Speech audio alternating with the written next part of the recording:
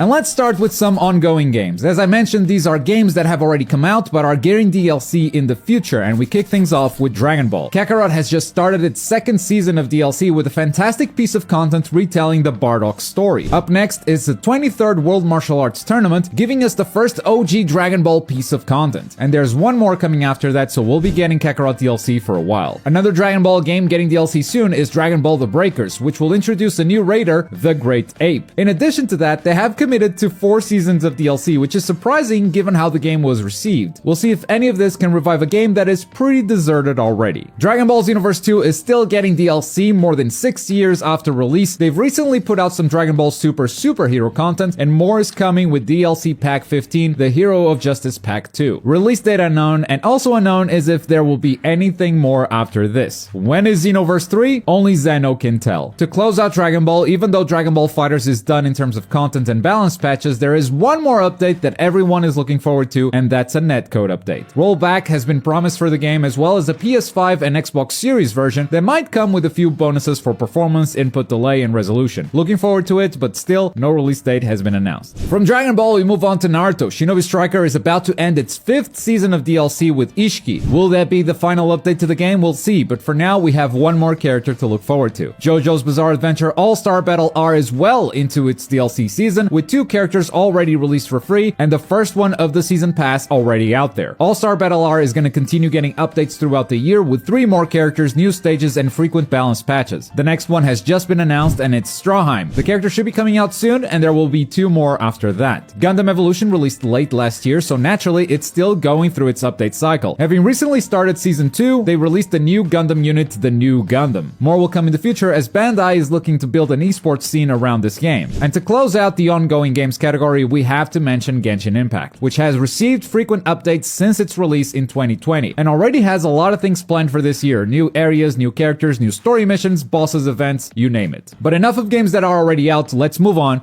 to the unconfirmed category. These are anime games that are coming out in the future, but none of them have a 2023 release date. Not yet. Some of them are very likely to come out this year, others not so much, including the first game on our list, Naruto Ultimate Ninja Storm Connections. This one is not very likely to come out in 2023 in my opinion. After all, the game hasn't even been announced yet. Aside from some rumors, all we have right now is a trademark filed by Bandai Namco, which suggests a new game is in the works, but it might still be a long way until we get there. My Hero Ultra Rumble, on the other hand, is looking very likely for 2023. Having held 2 closed betas already, with the game feeling pretty polished at this point, the release date cannot be far. However, nothing has been announced yet, so it definitely belongs on this list, but of all the games I'm going to talk about today, I'd say this one is the most likely to come out in 2023. It's a battle royale type of game where every character has different abilities. You play in a team of 3 in a smaller battle royale than most, which means you're never too far from the action. Zenless Zone Zero is the next game from the Genshin Impact devs, MiHoYo. It has a much bigger focus on action combat than Genshin, set in an urban fantasy with roguelike mechanics. ZZZ has no release date yet, but we could very well see it coming out late 2023 since we've already had a playable beta and everything. Infinity Strash Dragon Quest The Adventure of Dai is a new RPG from Square Enix, where you'll be able to follow the story from the anime series. The game also has a different game mode, which makes it more of a dungeon crawling game, and it has a really nice look and an active combat system. Other than that, we don't know much about it. There's no release date yet, but 2023 is definitely possible, so stay tuned for news. 7 Deadly Sins Origin is probably the game I'm looking forward to the most out of this whole list, and I'm not even a big 7 Deadly Sins fan. But this game just kind of speaks for itself. The open world looks incredibly alive and dynamic, combat looks good, but no release date so far, and honestly, it might still be far off. This game is being developed by Netmarble, who's not making just 1, but 2 new anime games, Solo Leveling Arise being their second one. We don't know much about it yet, but it seems to have a heavy focus on action combat, and very stylistic too, reminiscent of Devil May Cry. Can't wait to learn more about it, but just like 7 Deadly Sins, it might be a while before it comes out. Hitori no Shita was a name that I never heard before I watched this trailer. Hitori no Shita The Outcast immediately blew my mind. The ambience, the graphics, and even the combat encounter showcased some interesting mechanics. All of that will be coming out on mobile, showing how far we've gotten with mobile games. It looks absolutely insane. And let's close this category with a game I haven't talked about on this channel yet. Honor of Kings, The World. Now, Honor of Kings itself is a mobile MOBA, total League of Legends ripoff, but it is very popular in China. Now, they're making an open world game using the characters from the MOBA, and it just looks honestly too good to be true. I'll believe this is how the game looks when I play it, because my god, it looks mind-blowing. But even if the graphics are downgraded, it's doing a few things that I really like. For instance, you're fighting this fire boss, this Ifrit-looking monster, when suddenly you're going in for an attack and oh, I have to fight this monster now?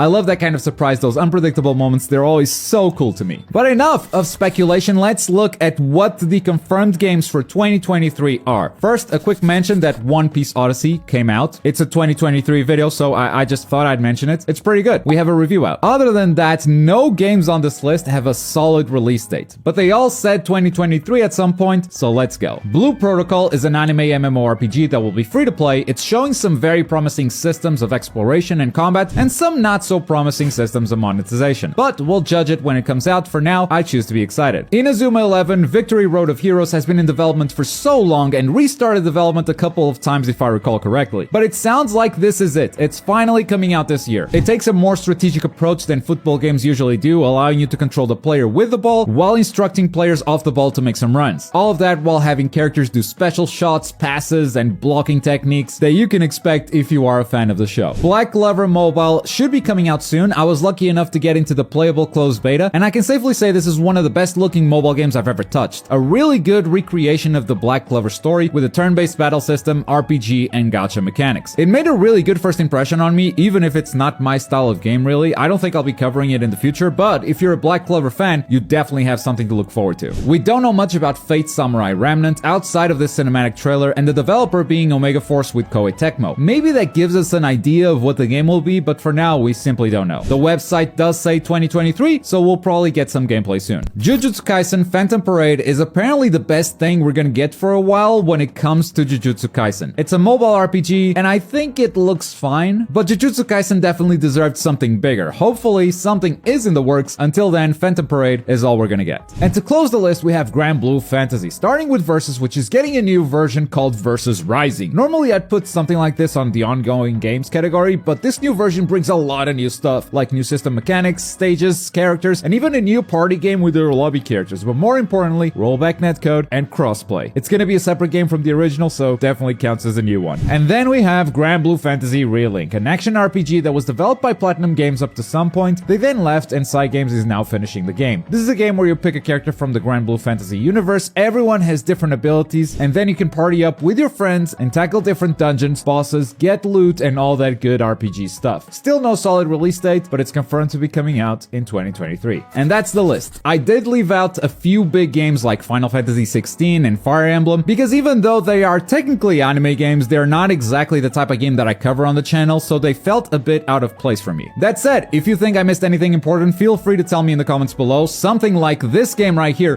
could have easily fallen off my radar, and I would be very, very sad if that happened, because anime games have never looked this good.